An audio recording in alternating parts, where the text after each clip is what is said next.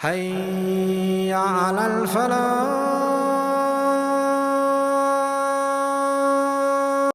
أعوذ بالله من الشيطان الرجيم. يا بني إنها إن تك مثقال حبة من خردل فتكن في صخرة أو في السماوات أو في الأرض يأت بها الله إن الله لطيف خبير.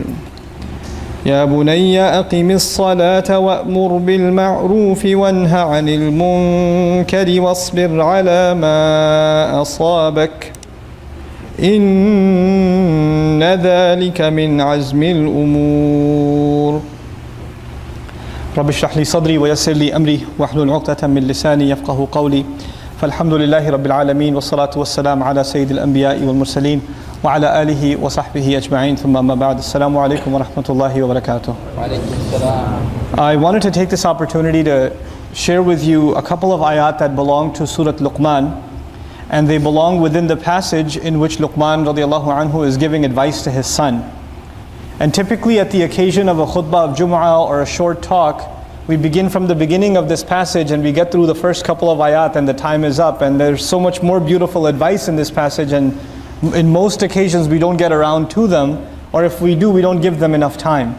But there's some really beautiful pearls of wisdom that Allah Azza wa Jal chose to mention in His book, and it's very beautiful that at the beginning of each of them Allah Azza wa Jal begins the ayah by saying, Ya bunayya, my beloved son, my dear son.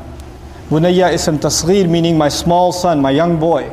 It's a term of endearment by the father to the son. In other words, Allah wants to highlight before, there's one thing that the father is teaching his son, but it's another that he goes out of his way to show love before he even teaches him. He makes sure that the son understands that the father loves him. Because a lot of times, especially for dads, it's not on autopilot. Your children don't automatically assume that you love them, especially for fathers. They know automatically mom loves me, but they don't know automatically dad loves me. Automatically they assume dad is usually angry at me. So dad has to go out of his way to say, son, I love you. Then start the advice. He can't just start the advice. And this is, you guys have experienced this in life, maybe with your own fathers and your own children. Every time you try to give them advice, oh, here we go again. It's because, and when the mother just puts her arm around you, or sits you down and says, come sit here next to me, and then she gives you just listen, because it's mom.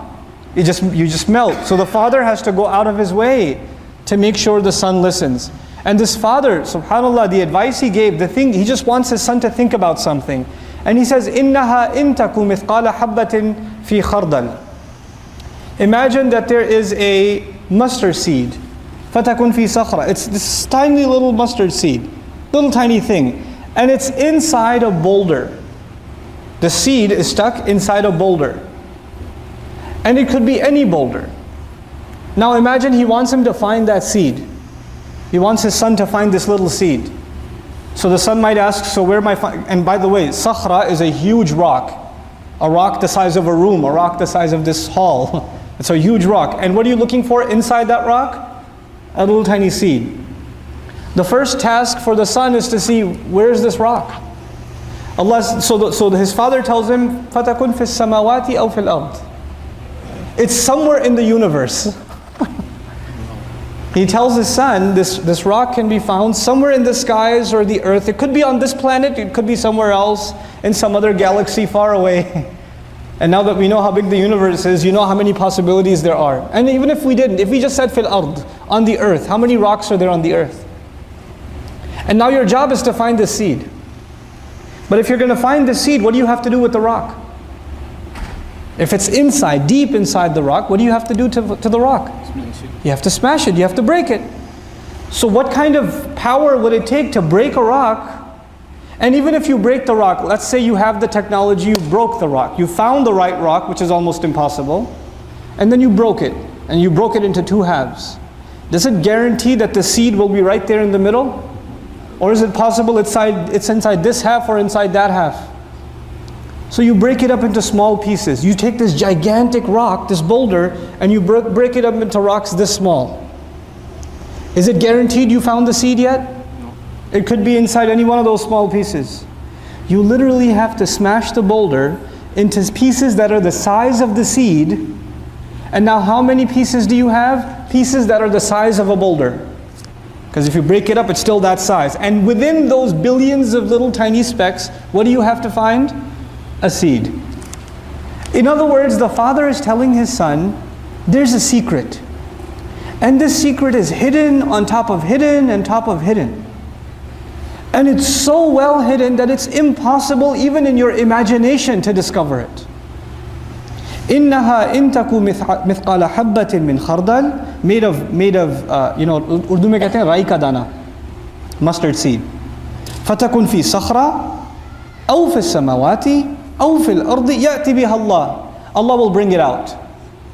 Allah will bring that seed, and ya'ti, interestingly enough in the Arabic language, as opposed to yaji' bihillah. Ja'a in Arabic means to bring something with some effort. Some big thing, a major project, ja'a. Something that's casual, easy, ya'ti.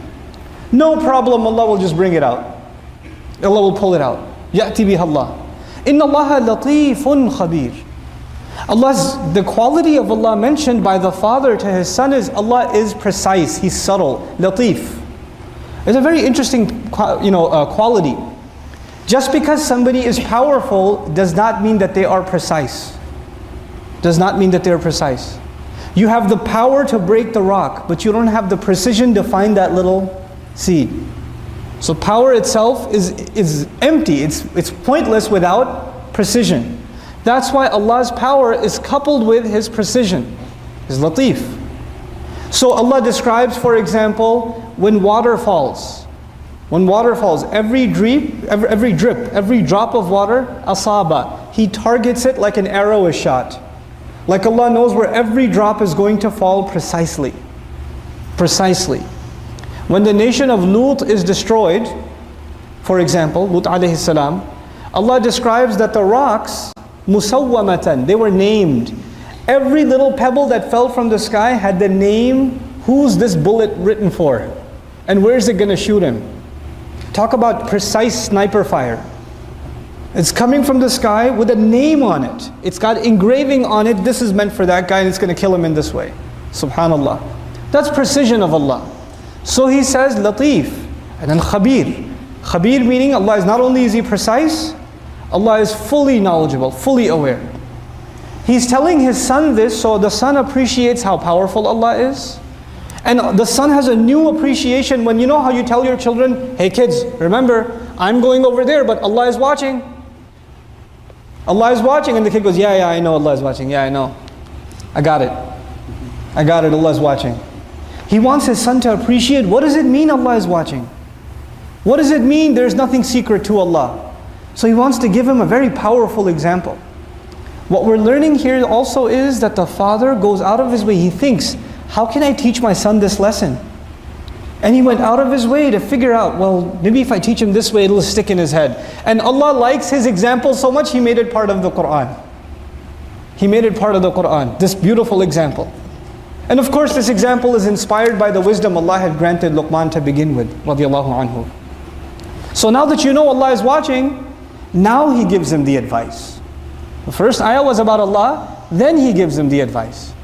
And so He says, Ya bunayya aqimis salat. My son, pray, establish salat. And فهناك فرق بين يا بني صلي ولم يقل يا بني صلي. My son, pray. He said, Ya bunayya aqimis salat. Establish prayer.